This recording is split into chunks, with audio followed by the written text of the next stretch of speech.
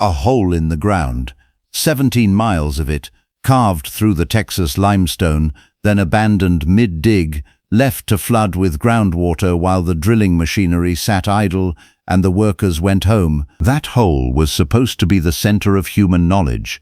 Instead, it became one of the most expensive things the United States ever chose not to finish. Here is why they stopped, and what it cost the country to walk away. In the late 1980s, American physicists were chasing something they believed was real but had never seen, the Higgs boson. The particle theorized to give all other particles their mass. Finding it would require smashing protons together at energies so extreme that only one machine on Earth could do it. That machine did not exist yet.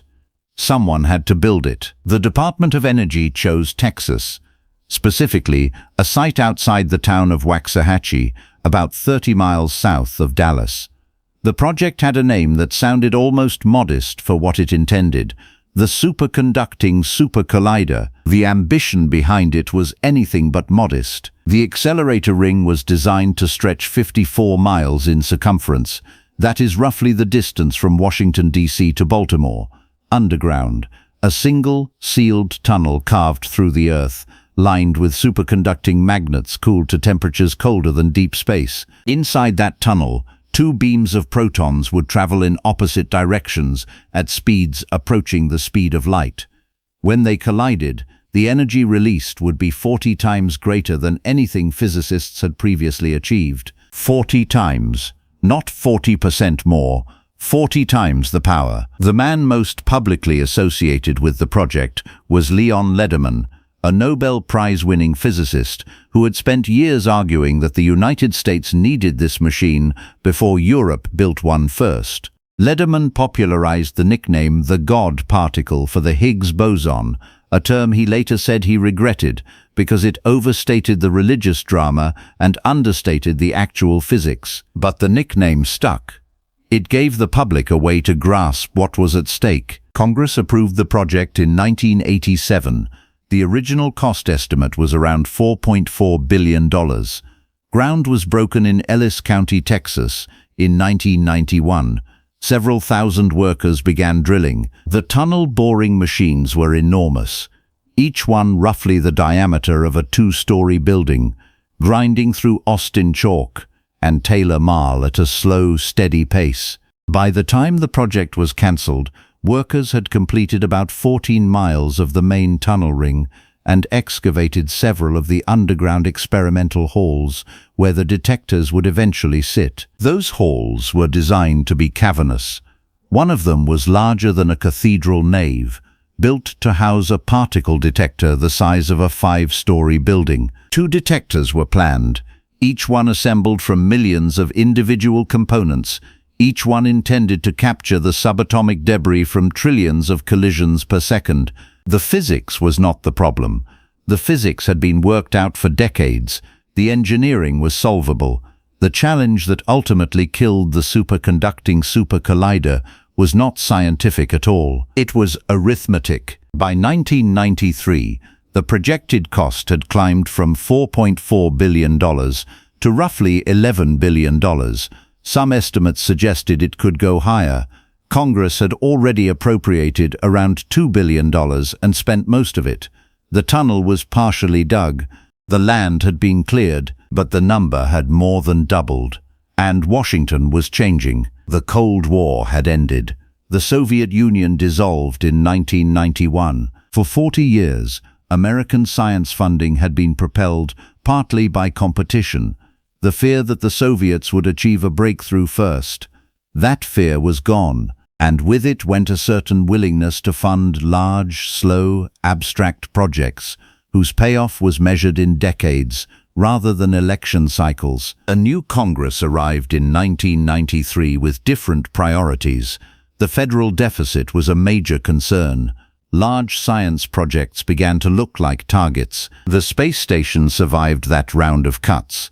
The Supercollider did not. On October 21, 1993, the House of Representatives voted to cancel the project. The Senate had supported it, but the House vote was decisive.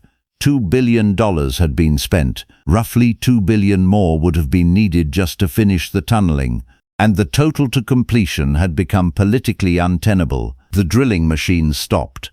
The workers left. The partially completed tunnel filled slowly with groundwater. That autumn, physicists across the country described it in terms that were rarely diplomatic. One senior researcher called it the day American physics gave up its lead. Others were quieter about it, which for physicists was a kind of grief. What remained was a stretch of Ellis County, Texas, sitting above an incomplete ring of tunnels, the land around it carrying the faint marks of a construction project that had been enormous and then suddenly was not. There were the excavated shafts, the access roads, the land itself, purchased at considerable expense from Texas ranchers who had been told a great machine would rise here. For years, local officials tried to find buyers. Various proposals circulated: a server farm, a physics research campus, a data storage facility. Some portions of the surface land were eventually purchased. Some of the buildings found tenants. The tunnels themselves remained. Here is what that cancellation cost in ways that are harder to put on a balance sheet. The Large Hadron Collider at CERN, the European Physics Consortium in Switzerland, was completed in 2008. It was built at a fraction of the Supercollider's planned energy level.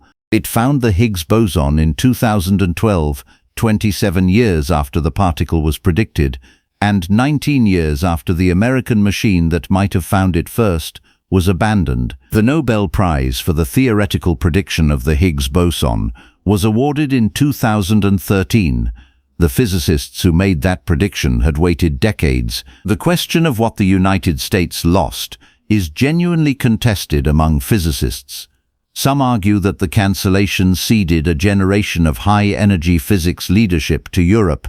Others point out that CERN was always an international collaboration and that American scientists participated in the Higgs discovery regardless of where the machine was built. But there is a narrower argument that is harder to dismiss. The Supercollider was designed to operate at energies the Large Hadron Collider cannot reach. The LHC found the Higgs. The Supercollider, had it been built, would have been able to probe what lies beyond the Higgs, the next layer of physics that the LHC is still struggling to reach today. That territory remains unmapped. There is a specific irony in the numbers. The total spent on the Supercollider before cancellation was approximately $2 billion. The cost to cancel, to close the tunnels, clean the site, terminate the contracts, and compensate the displaced workforce, added hundreds of millions more. And the value of the land purchased for the project, the infrastructure built, the equipment ordered and then scrapped, runs into the hundreds of millions on top of that. Walking away was not free.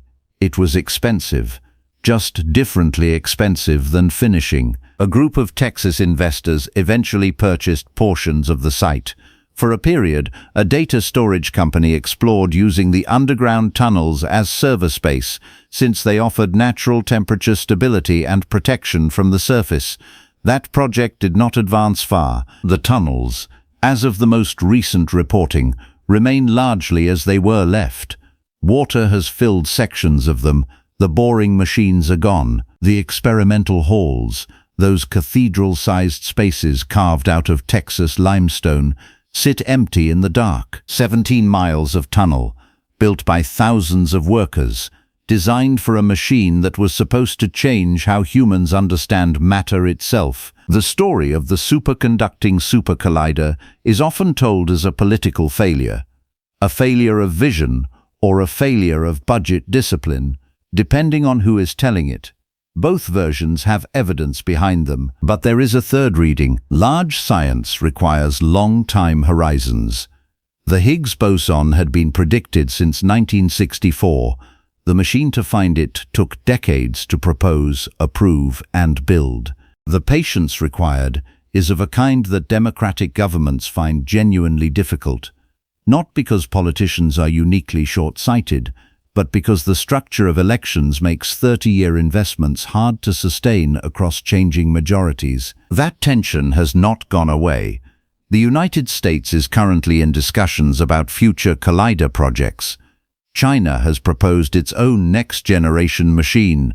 CERN is studying designs for a circular electron-positron collider that would circle almost 90 miles in circumference, larger than anything yet built. None of those machines exist yet.